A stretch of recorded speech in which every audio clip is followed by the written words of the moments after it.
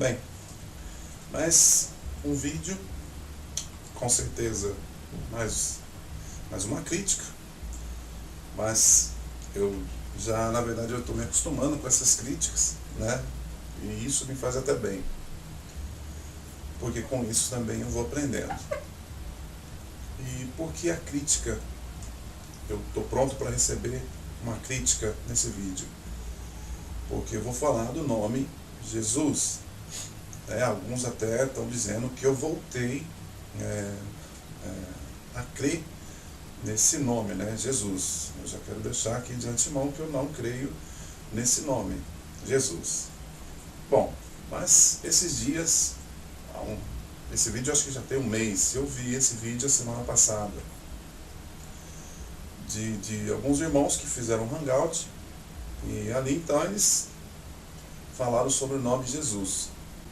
E então eles praticamente falaram, e praticamente eles concordam com tudo o que falaram. E uma das coisas que eles falaram é que o mesmo Jesus de hoje veio de Josué, só que Josué teve o nome trocado. O nome de Josué foi trocado por Jessuá ou Jesuá. E é nesse vídeo aqui que eu vou estar mostrando o porquê que eles falam isso. E porquê, no caso aí, que eles falaram, né, que Jesus veio de Josué. Em Israel, uma parte, Israel é dividido, né, se tratando do nome. Né, vamos aí colocar em 3 divisões. Um que não crê na vinda do Messias, e tem uma parte que crê no nome do Messias, mas crê no nome Yehoshua, e tem a outra parte que crê com o nome Yeshua, ou Yeshua. Mas esses dois nomes, Yeshua e Yehoshua, veio exatamente, trazendo aqui para o Brasil, veio exatamente de Josué e de Jessuá, né? Então eu te pergunto, nós não temos que buscar da raiz? A raiz que eu digo é exatamente Israel. Então nós não temos que buscar da raiz? Portanto, se a raiz, que é Israel, trata Yehoshua para Josué, Yeshua para Jessuá ou Jesuá, mas eles tratam até hoje esses dois nomes. Então eles não mudaram. Ou seja, são dois nomes são duas partes em Israel que praticam esses dois nomes. Só que trazendo aqui para o Brasil, são 3 nomes. Josué, Jessuá e Jesus. E aonde está a confusão? A confusão está que alguns dizem que Josué mudou o nome para Jessuá. Mas vamos dizer que realmente foi mudado esse nome, de Josué para Jesuá. Nós vamos estar vendo aqui no vídeo. Eu quero que você acompanhe exatamente, ou para me criticar, né, ou para poder me explicar melhor o que acontece realmente. Porque o que eu leio não bate com o que as pessoas falam. Então, por isso esse vídeo, né, falando sobre Jesus.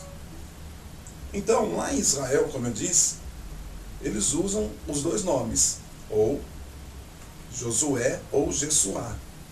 Mas aqui no Brasil são 3 nomes. Então eu te pergunto, tem alguma coisa errada? Com certeza tem alguma coisa errada. Então eu te pergunto, qual é o nome correto? Jesus veio de Josué ou de Jessuá? Se ele veio de Josué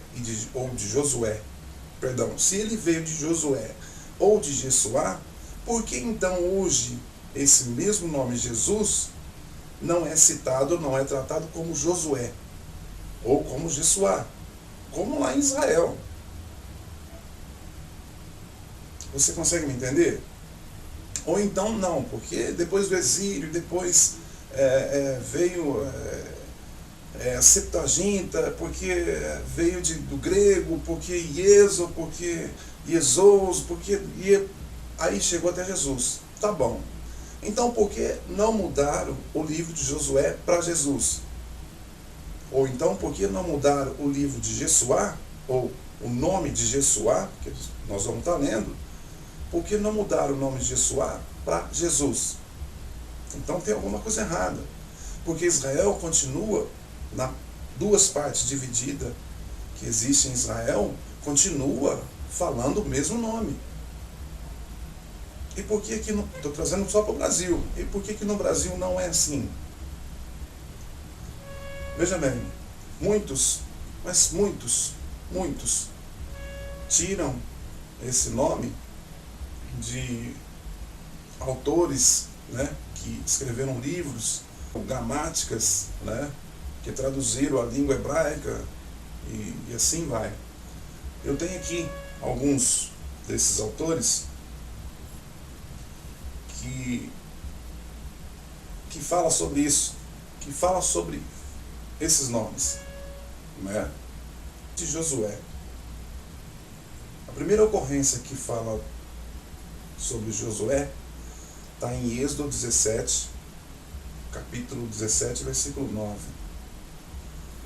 Aí, esses professores, né, vamos dizer assim, esses professores antigos, que eu já quero deixar desde já que eu não critico a gramática hebraica, eu não critico os ensinamentos de palavras, eu não critico.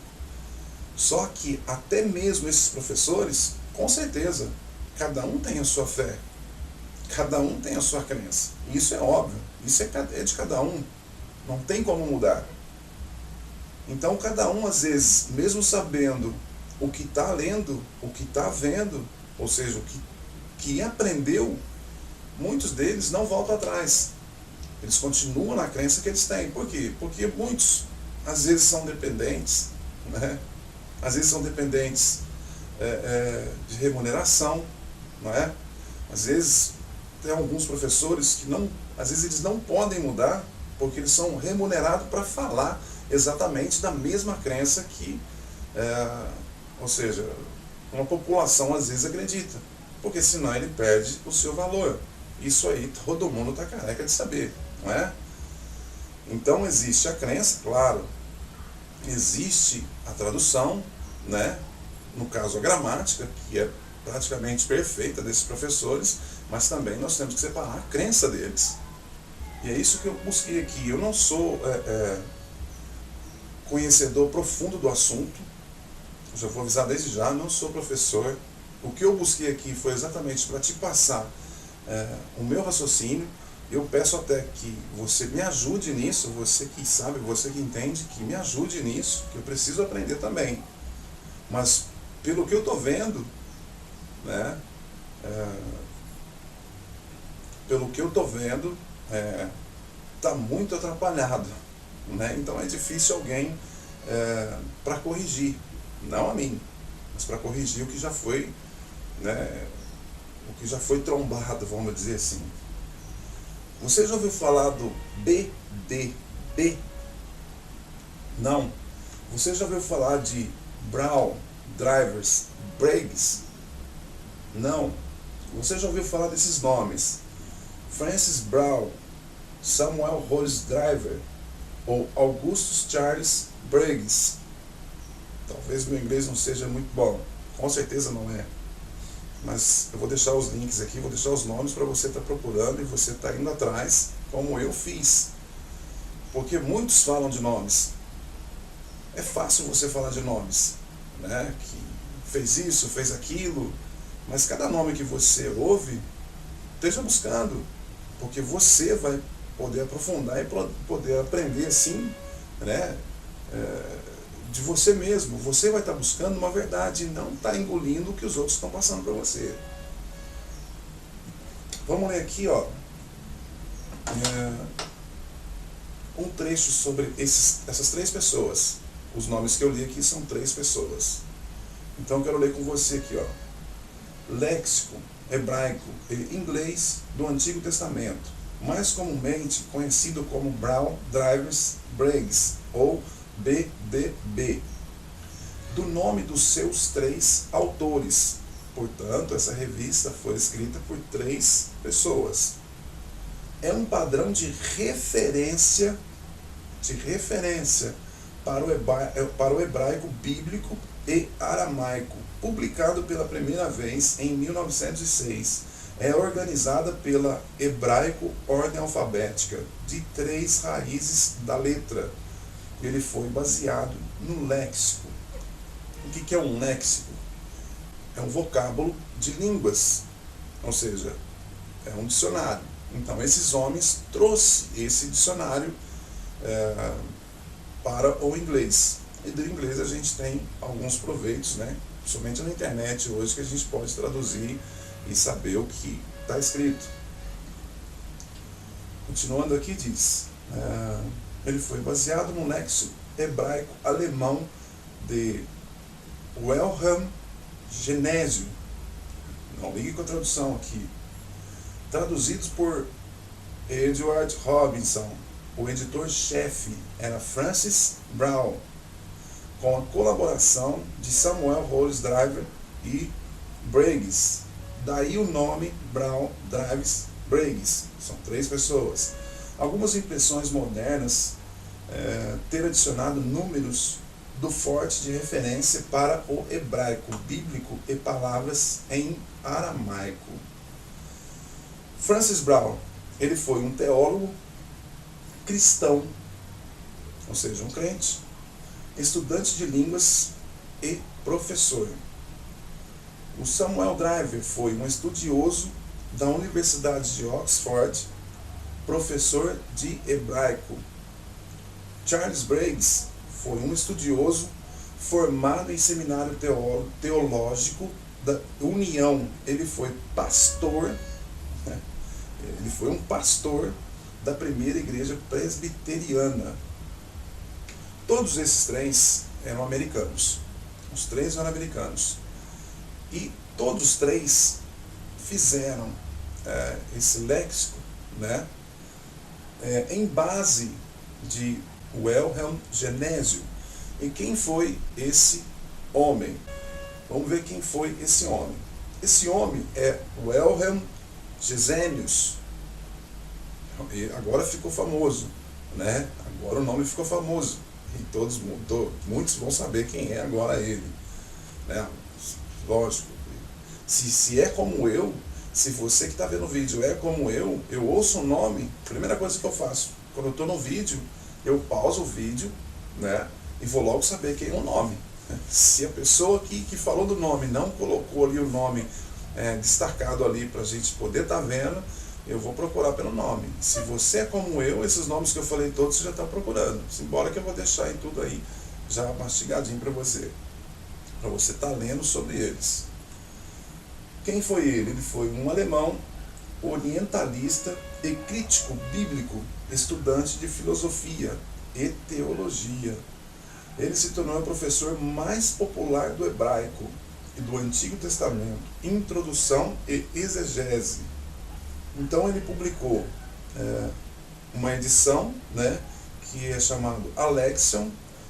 Esse Alexion foi posteriormente traduzido para o inglês em América por Edward Robinson, D.D., em 1836, o estudioso britânico e teólogo. Agora vem uma explicação interessante, que diz assim, a publicação de um novo léxico. Então, espera aí, o mesmo léxico que nós estamos lendo não é o mesmo de Wilhelm Gesenius. Não é o mesmo, é outro. Pelo jeito é outro. Porque diz, a publicação de um novo léxico hebraico e inglês foi iniciado em 1892, sob a direção dos professores Brown, Driver e Briggs, agora conhecido como o Drive Brown Briggs. Desde então, tanto o léxico, deve ser que Tregels e da BDB foram reeditados com o sistema de numeração de Strong para ajudar na navegação de seu conteúdo. O que é um Strong? Um Strong vem de James Strong, que não fez o Strong, como está escrito, que não fez o Strong para ensinar a Bíblia, mas para ajudar o leitor a encontrar palavras. Portanto, o livro Driver, Brown e Briggs, a gente pode confirmar que foi uma versão revisada, correto? Foi uma versão revisada, porque eles reeditaram esse livro de Gesenius, né? Eles reeditaram esse livro. Eu vou repetir, eu não estou aqui criticando gramática de hebraico, jamais, né? Eu até tenho aqui, eu até leio, como eu disse, eu sou um observador do hebraico, eu não sou professor, não sou nada, eu sou um observador mesmo. Então eu gosto de estar vendo. Então eu tenho aqui gramática de Gordon, né? Eu tenho o dicionário, tudo aqui, mas eu não critico. Eu só estou aqui colocando em pauta o que? A fé, né? A crença desses professores e o que eles traziam de bom. Com certeza, né? Ele está trazendo a tradução. A gramática de Gordon mesmo é fantástica, né? Se você tiver a oportunidade de ver, você vai ver que é fantástica. E ensina demais, né? Ensina perfeitamente ali o hebraico, né? Para quem gosta, né? Então ensina ali imperfeito. Só que eu tenho que separar a crença que ele tem, né? O que ele tinha. O que eu estou aprendendo é a tradução, ou seja, o que eu estou vendo é a tradução de objetos, de verbos e assim vai, né? E da própria gramática. Agora a crença dele, sinceramente, não me interessa. Sinceramente, não me interessa.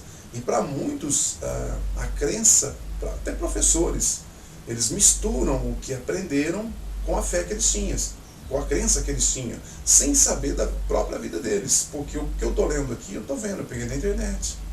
Então eu estou falando de 3 pessoas aqui, de 4, de 5 pessoas que eu já falei aqui, mas eu peguei da internet. Mas eu não convivi com eles. Eu não vivi junto com eles. Ninguém pode falar, olha, eles eram assim e eram assado, né? Então eu não posso trazer para mim hoje, o que eu quero dizer com isso? Eu não posso trazer para mim hoje, tipo a crença deles. Como eu disse, até hoje, você pode encontrar professores aí, não estou julgando, mas não só professores, mas tem pessoas que conseguem ver a verdade que está na palavra, na escritura, mas ele não pode voltar atrás. Por que ele não pode voltar atrás? Porque ele já ficou dependente demais das pessoas. Entende? Ele já ficou independente demais. E se ele voltar atrás, ele vai perder dessa dependência. E ele então não quer perder essa dependência. Ele quer continuar ali dependente da pessoa, ou das pessoas, né? Ou até eu já vi, você mesmo já viu professores aí falando que, poxa, eu fazia tal coisa em tal lugar, porque, né, eu tinha que fazer, porque eles me pagavam para fazer. Então, você consegue entender que muitos não voltam atrás por causa da crença, ou para não perder, vamos dizer assim, para não perder o seu lucro, o seu salário, né? Ou para não perder, às vezes tem pessoas aí que bancam, né, visitas, que bancam viagens para pessoas que a gente conhece mesmo no YouTube. E ele não pode voltar atrás daquilo que ele vê na verdade. Então ele continua ali batendo na mesma tecla, está errado, né? Não está errado, mas eu não posso mudar. Isso está na cabeça dele, eu não posso mudar. Mas como eu não tenho nada com ninguém, não tenho nada com nada, né? Também não estou criticando ninguém, não estou julgando ninguém, mas eu não tenho nada com ninguém, né? Não tenho nada com ninguém, então eu posso falar à vontade. Então aqui, ó, voltando aqui, o que eu entendi desse livro, né? E eu estou dizendo livro por quê? Porque eu também tenho um programa, né, que eu baixei da internet, ele chama Davar, né, que é dessas mesmas pessoas, né? Esse programa foi criado em base no livro nessas 3 pessoas que eu citei aqui, Brown, Driver, Briggs, né? Então foram deles que o programa foi feito, foi desse livro que esses homens fizeram, né, trouxeram a tradução para o inglês, do hebraico para o inglês, nesse mesmo livro. E nesse mesmo livro foi tirado esse programa. E eu tenho ele aqui, até eu uso ele muito. Só que, como eu disse, quando entra na crença, eu saio fora. Eu não tenho nada com crença. Porque basta você ver aqui e dali, puxar um pouquinho lá de trás, que você vai ver que não bate. Não bate. Eu vou estar mostrando aqui para você que não bate. Então, nesse léxico, eles escreveram sobre o nome Yehoshua. Então, eles dizem aqui, ó, Yehoshua ou Yehoshua. Está separando a sílaba aqui. Jeová salvos. Olha só. Jehoshua, ou seja, Josué, o líder judeu. Joshua,